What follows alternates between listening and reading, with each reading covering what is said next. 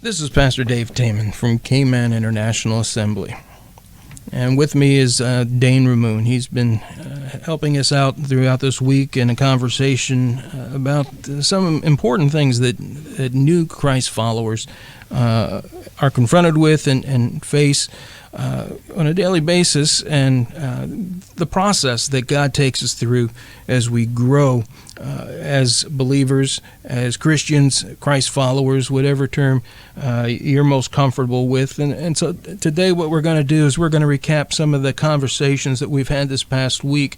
We're going to be just reminding us of some of the challenges that face new Christ followers, because there are some out there who are going through some of these issues right now. You're a recent believer in Christ, and there are some of us who may have been Christ followers for some time, and for whatever reason we're still dealing with some of these issues, and we need to get beyond them and grow as God prepared for us to do. Now, Dane was telling us earlier this week about some of the expectations that he had as he made that choice to become a Christ follower. Dane, you want to remind us of just some of those things that you expected when you got up from that prayer that changed your life.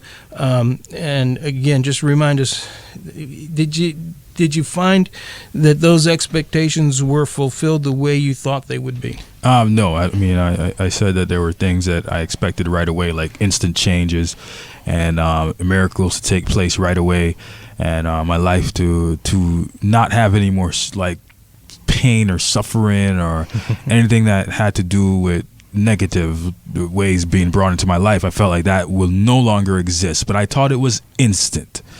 And just to make sure I say this correctly to anybody that's listening, you don't get rid of suffering, you don't get rid of pain, and you don't get rid of negativity.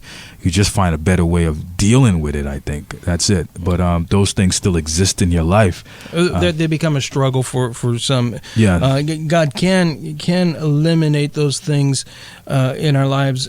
Sometimes he does, and sometimes we struggle with them. I know the Apostle Paul talked about a thorn in his flesh that he struggled with. So there were some things that he asked God to remove from his life numerous times that God chose not to, but in that process God allowed those things that were a difficulty for him to become a source of strength in his relationship with God. So that's a very important point. And along the same lines, we talked about that some of those old habits die hard, and just because we get down on our knees, ask God into our hearts, and then get up, it doesn't mean that all of those old habits are going to leave us right away. And we have to learn to deal with those things on a daily basis, and our walk with God helps us to deal with those issues. And some of the things that you struggled with, are you still struggling with them? Right now, there's a lot of things that I'm still struggling with, but there's a lot of things that's easy for me not to do anymore. So there's still things that I'm struggling. So there's some changes. There are a lot of changes, yes. They were hard at first, but God helped you to deal with some of those things, but you're still dealing with other things. And yes. You're probably, if you're anything like me, you're finding new things. Yeah. Yeah, new things to struggle with, yeah. But yeah, what matters to me is that God is keeping faithful, and he's changing the things that once was hard. There's things that is being changed, and that's what's important to me. Like, there's actually changes that's happening. Which brings us to the next point, and that is that we talked about the changes that God brings into our life. We talked about how he changes us, some of the different ways that he does that, why he changes us, and what are some of those changes. And we've been talking about the verse from Romans chapter 12, verse 2, that again says, don't copy the behavior and customs of this world. Okay, that statement right there tells us that our focus can't be on the things that are necessarily popular around us and that everybody's doing. He's telling us not to copy those behaviors and customs. But then this next part of that verse is so important. It says, but let God transform you, which means that we have to allow God, we have to give him the permission to make changes in our life. He says that he will transform us into a new person by changing the way you think. And that is one of those things we have to give him permission to do, and we need to cooperate with him, because it says then, only then will we learn to know God's will for us, which is good and pleasing and perfect. So some of the ways that God changes us, you mentioned a few of them. What are some that come to mind that we can just refresh the memory of the folks that have been listening? The way that you think, first of all, like if you ever were a person that, like I said, the one topic I brought up was gossiping.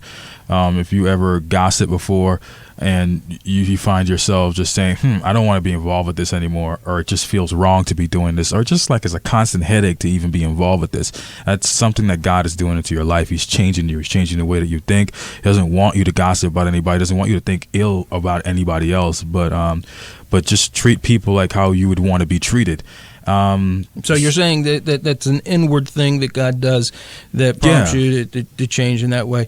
Now, you also mentioned, I believe, that God would bring some people into your life that would help you to change by encouraging you and things like that, and that would teach you and become a counsel for you in some way. So that's another important thing is to look for godly people who are living a balanced Christian life that are open to helping you and answering questions for you, and to give you advice along the way. So that's an important thing of how God changes us. He uses the people oftentimes that he's put in our lives that know him and have a relationship with him.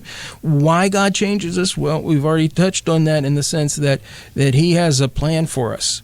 And that's an important thing to remember in Jeremiah 29, verse 11.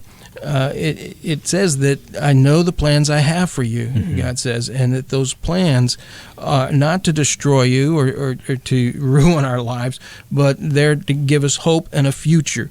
And that's an important thing to understand, that God is bringing about change in our lives in order that we might experience that perfect plan that he has for us, and that he has prepared for us.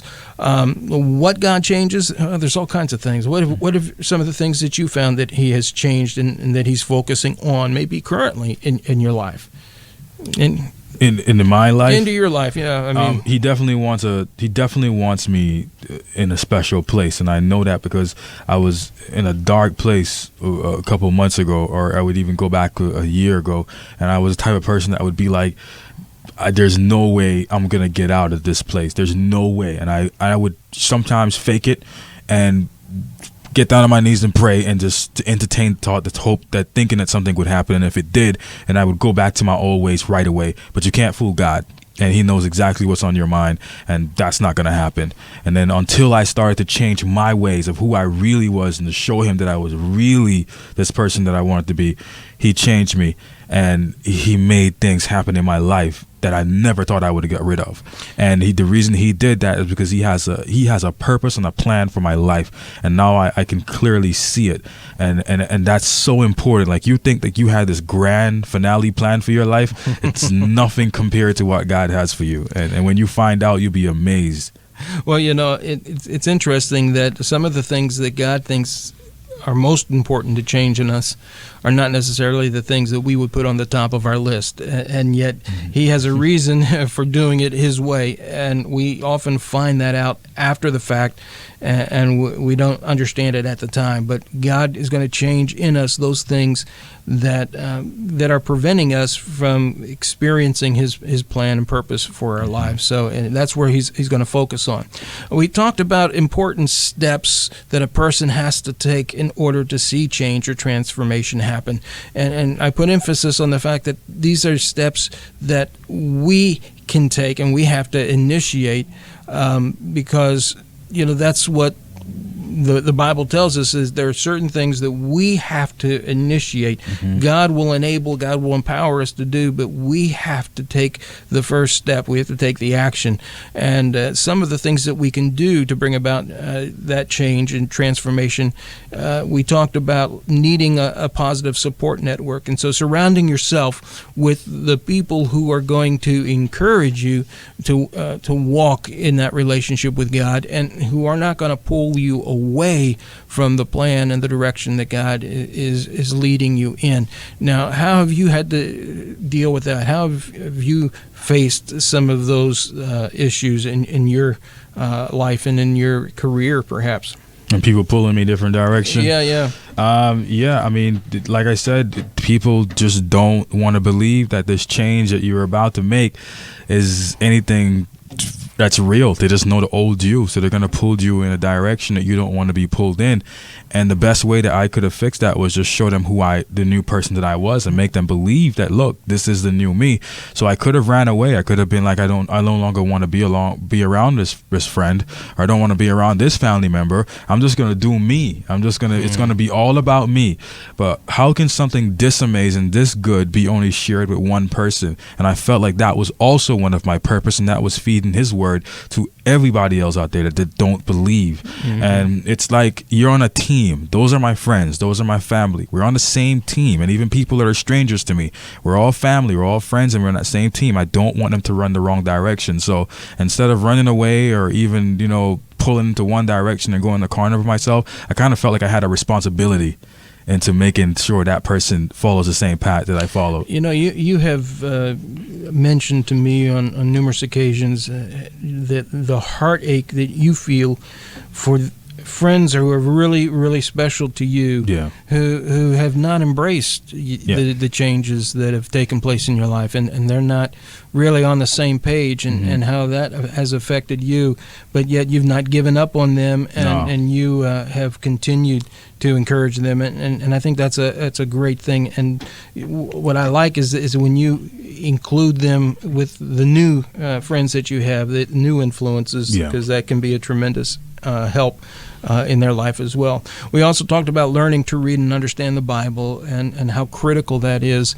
in letting God change you from the inside, as He plants that word on our hearts that comes back to us whenever we're facing issues. Suddenly that word comes back, and we remember, okay, that's right, God's telling me to do this in this situation. Then we talked about getting connected to a balanced Bible believing and teaching body of believers. You gotta be a part of a church family. It's absolutely critical, and you found that in your own situation as well, haven't you? Yes, I definitely have connected with believers. It's extremely important. You have to find someone, and even if you find that one person that you just love talking to, just make sure it's somebody that you can call up on a random during the week, like after church, and speak to that person and tell them about what went on throughout your day and how they probably fixed something that was similar in their life before. Communicate, create like that person that what would you refer to it as a name? You said it in church before. It's basically, there's a word you can use to say that this person is going to hold you responsible. Accountable. Accountability. Accountability, yes. Yeah, that's something that we need in our lives, because it helps us to move forward in the changes that God is bringing into our lives. Well, we also talked about the importance of asking questions as well. We're out of time again. As I said, I'm Pastor Dave. I'm going to be back with you in about 3 weeks with a whole new conversation. In the meantime, join us next week as one of our other Assemblies of God churches here in Cayman will present the uncompromising message from God's Word. Cayman International Assembly meets each and every Sunday morning in the Regal Movie Cinemas at Camana Bay. Our service or program begins promptly at 10 a.m. and lasts for 70 minutes. As I said at the beginning, we do church differently. We invite you to dress casually and come expecting a different kind of church experience. We present an uncompromising message in a contemporary and relevant way. You can find more on our website, CIAGKY.com.